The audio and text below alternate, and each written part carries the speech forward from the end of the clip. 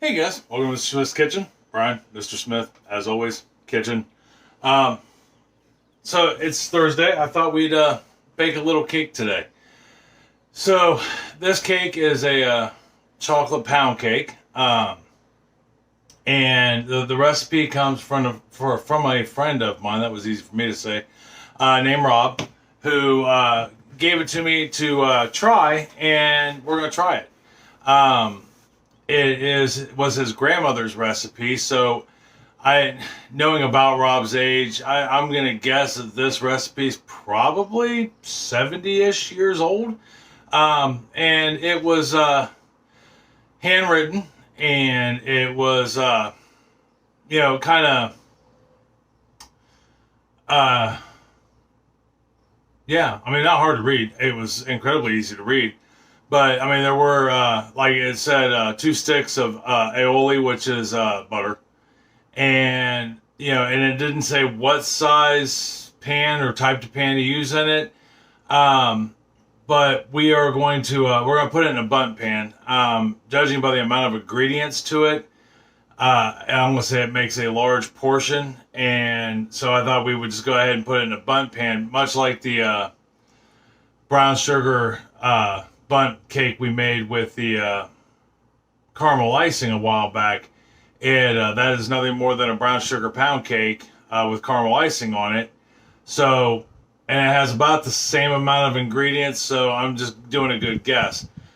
But anyhow, I'm really happy to try this recipe, and honored that he let me have it. I mean, it's a family recipe, and I know some people don't come off family recipes very easily. So we're gonna give it a shot at any rate. But that being said, if you are new to my channel, welcome. I'm glad you found me. I hope you get something out of not only this recipe, but many of the other things we do on my channel. If you're returning to the channel, thank you. I never take your guys' time for granted. The fact that you take time out of your day to hang out with me for a little bit is awesome. Hands down. If you're not subscribed to my channel and you'd like to, just subscribe box down there somewhere. And right next to it is the notification bell if you would like to be notified when my videos come out.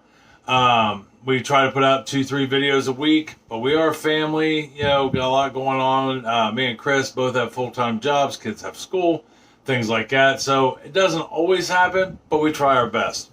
Thumbs up, thumbs down, always appreciated. And I'm not going to say, please for sure do it, but it does help our channel grow. More likes, more subscribers means more time on people's feeds. So, that being said, would be much appreciated. Comments, as always, love them. Respond to all of them. Just be thoughtful when you comment. Think before you type. It's okay to disagree or agree. Just be nice with your comments.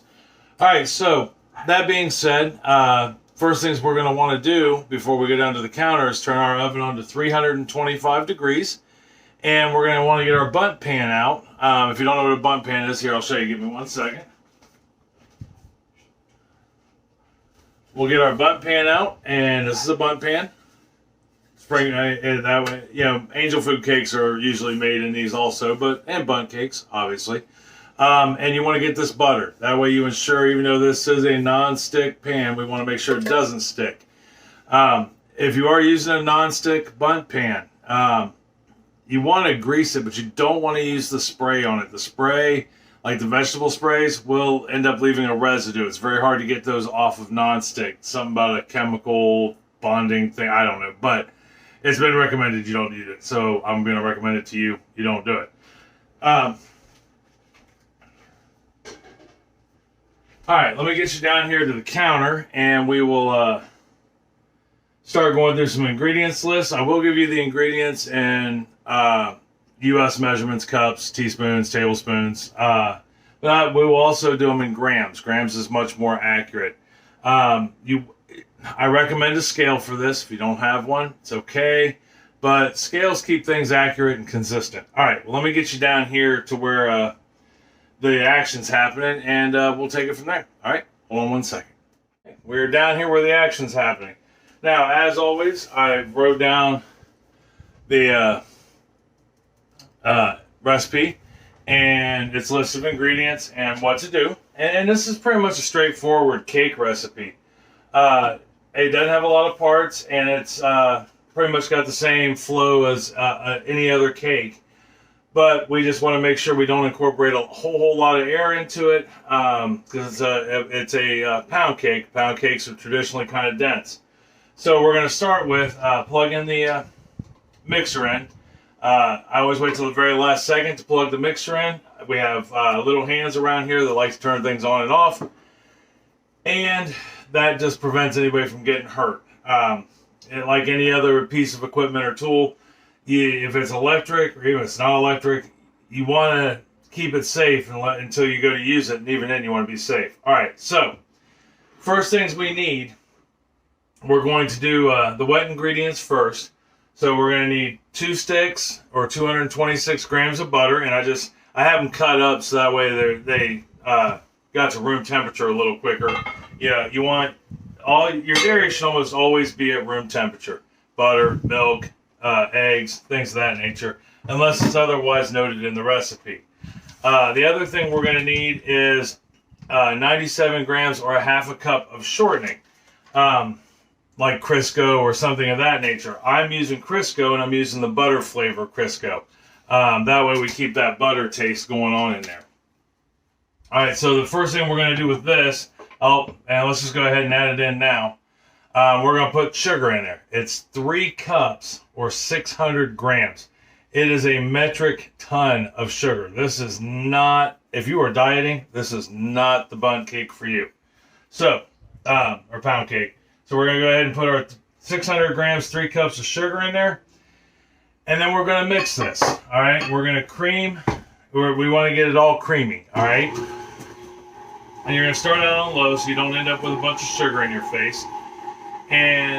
But we don't want to incorporate a lot of air into this. So you're going to let it run for probably about 3 minutes, but you're not going to run it on high. Maybe like a medium at most. If you're using a KitchenAid, 2 to 4. All right. When we get done with this, we'll move on to the next step. All right. So we got our butter, our shortening, and our sugar mixed together.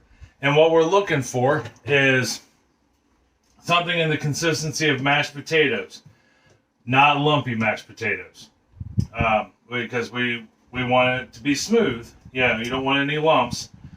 But here, let me see if I can get a little bit out to show you here. There we go.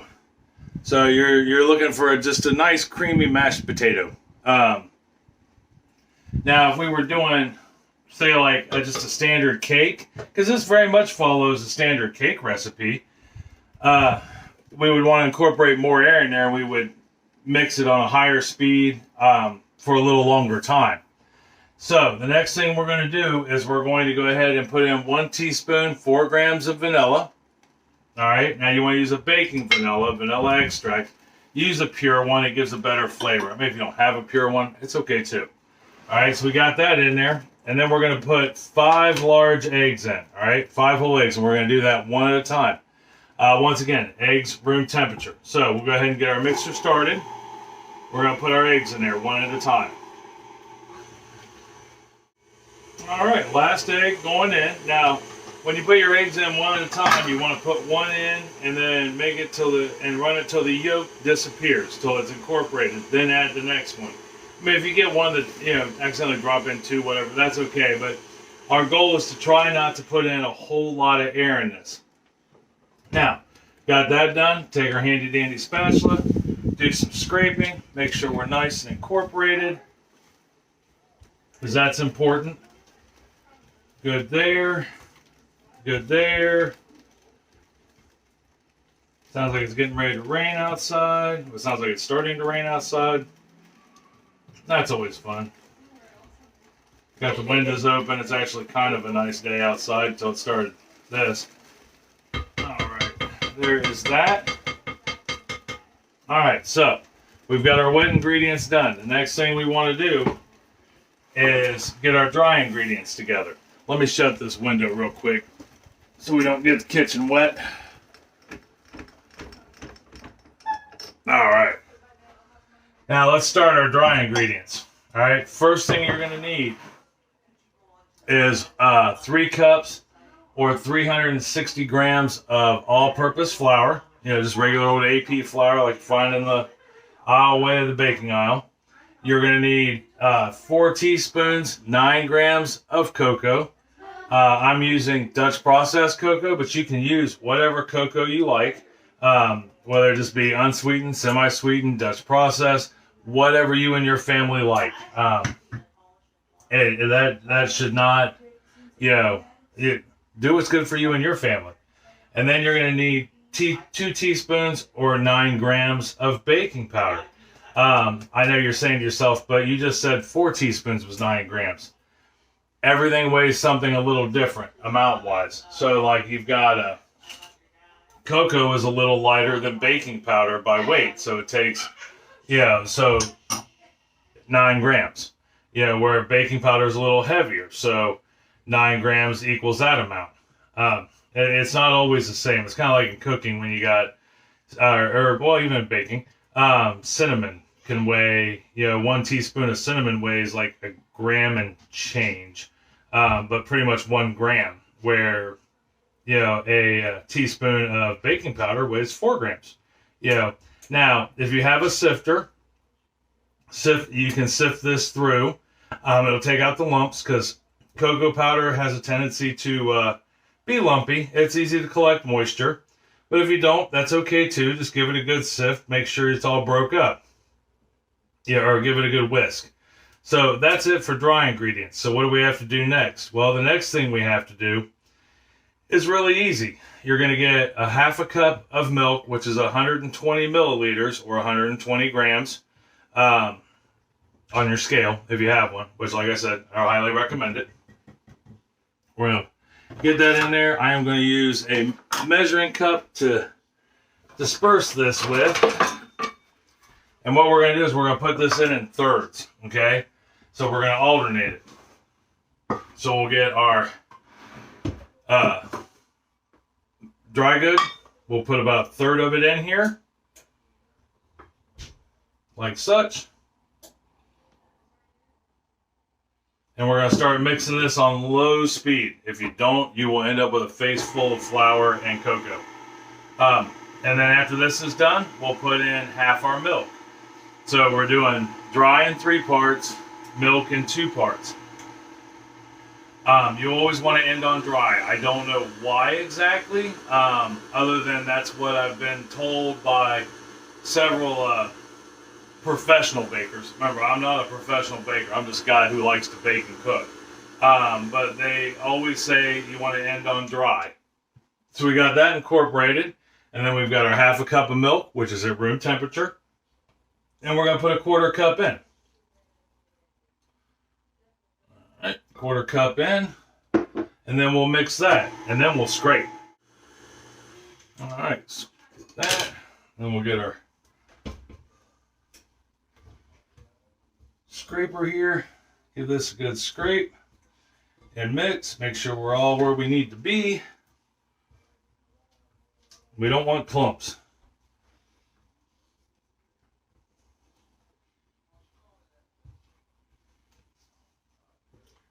All right, and then we're just going to repeat. So I'll go ahead and get the rest of the dry goods in, the rest of the milk where it needs to be, and then when I come back, we'll talk about what to do next.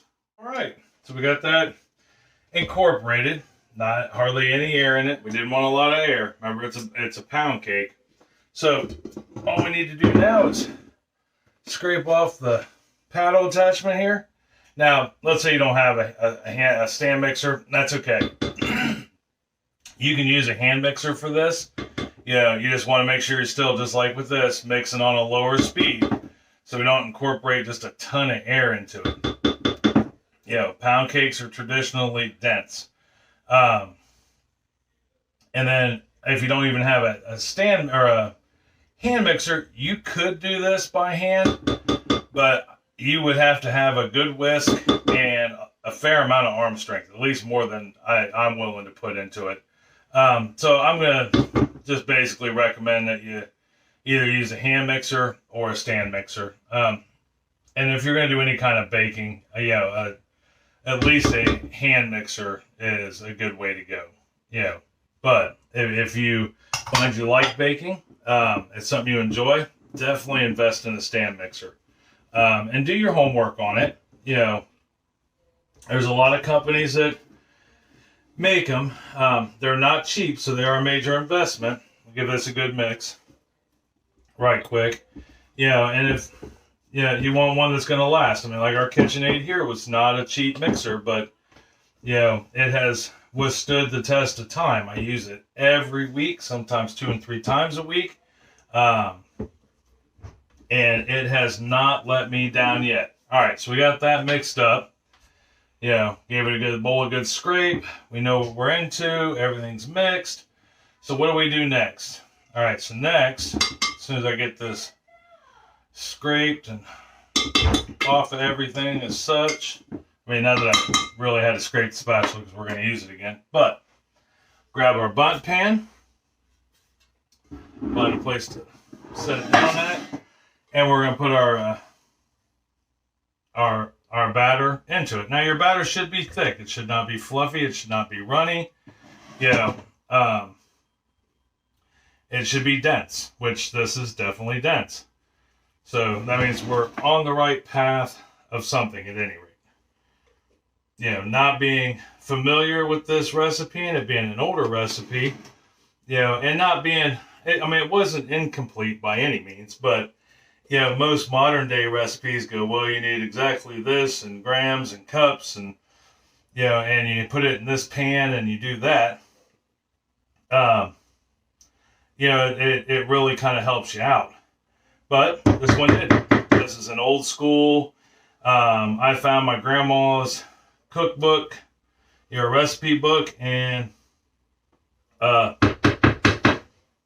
this is how she did it. I mean, which is great, personally, I think. Now, you could try this in a bread pan, but like a pound cake would be, but I think there's just too much batter to do that with.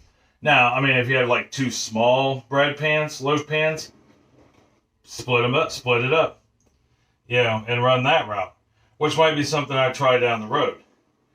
Because like I said, I don't know this recipe at all, you know, just like many of my recipes, but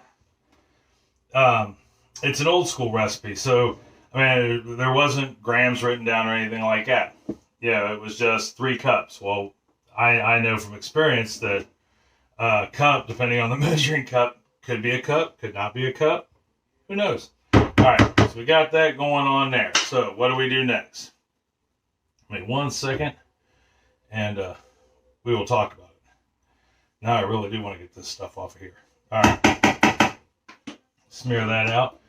So the last thing we got to do before we put it in the oven, after I get this leveled out here, all right, leveled out, is tap it on the counter.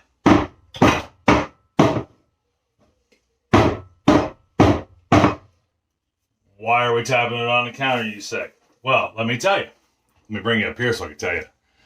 I missed your face already. So, the reason why we're tapping it on the counter is inevitably there's air pockets in there. When I first put that in there, the batter didn't sink completely down to the bottom in all spots, and you know, there might be a little air pockets here and there, but so by tapping it on the counter, it allows everything to drop to the bottom, gets the air out, at least moves it so it can get out. If you don't, what could happen is those air pockets will try to rise as it heats up. Well, it'll move your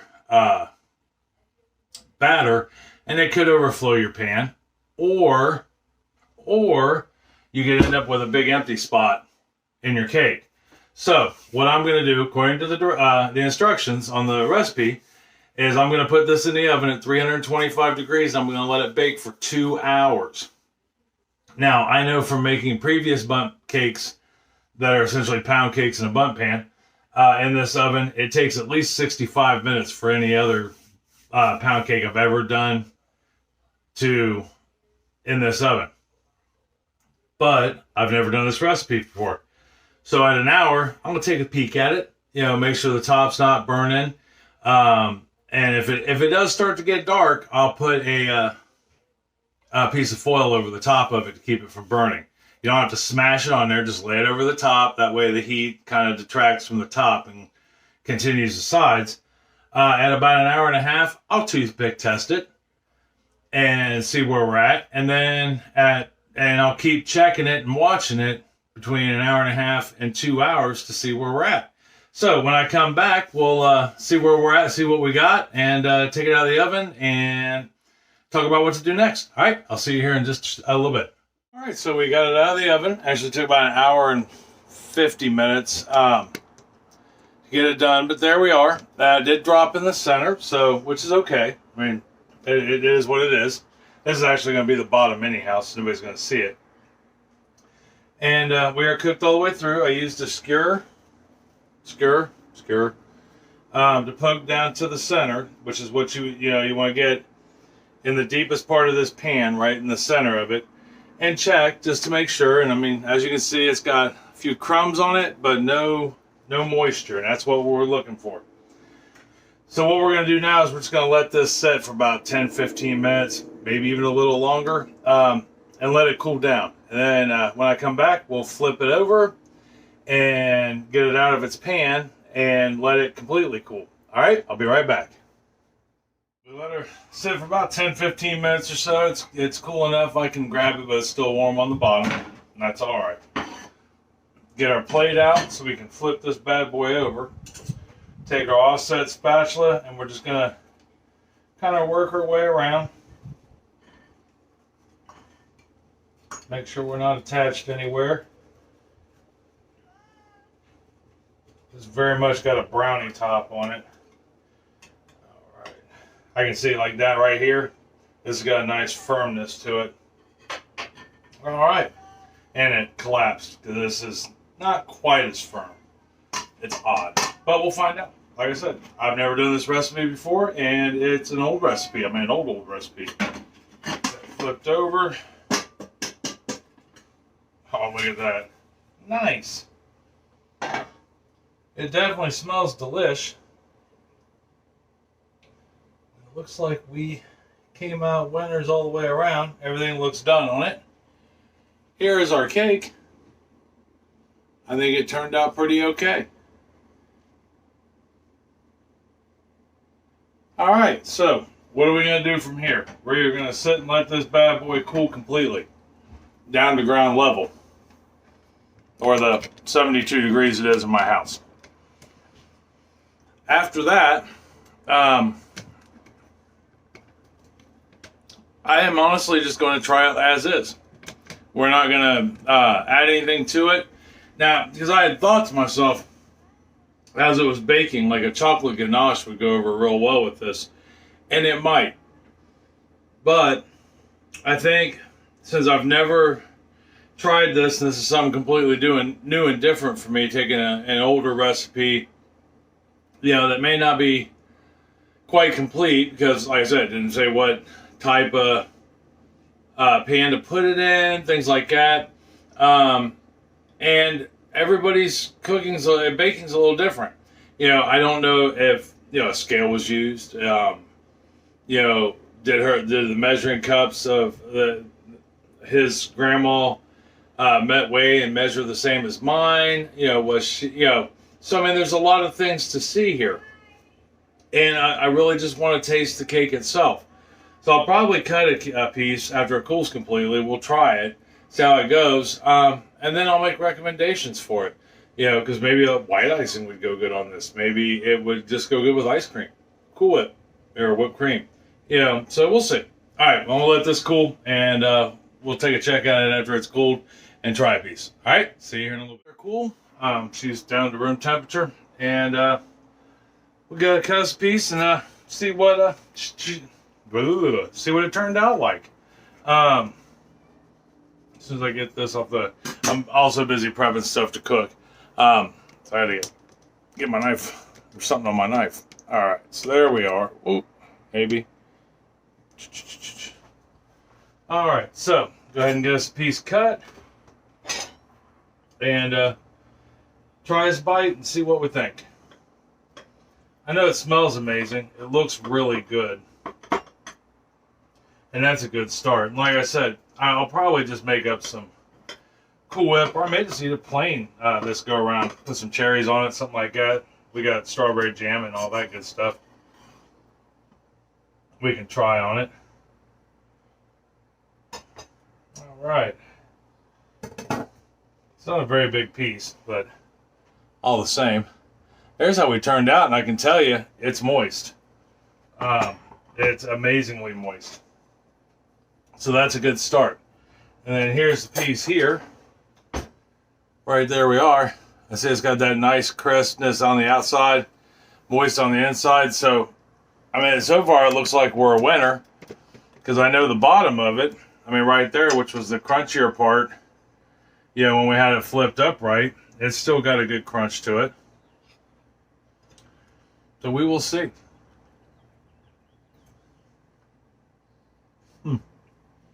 That's really good. I mean, really good. It's moist. It's just got a nice light chocolate. I mean, it's got a good chocolate taste to it. That's pretty awesome. This would definitely go good with like a strawberry over it, or some Cool Whip, or a chocolate ganache, because it's not bitter. Yet it's not horribly sweet. It's really weird. So I like this recipe.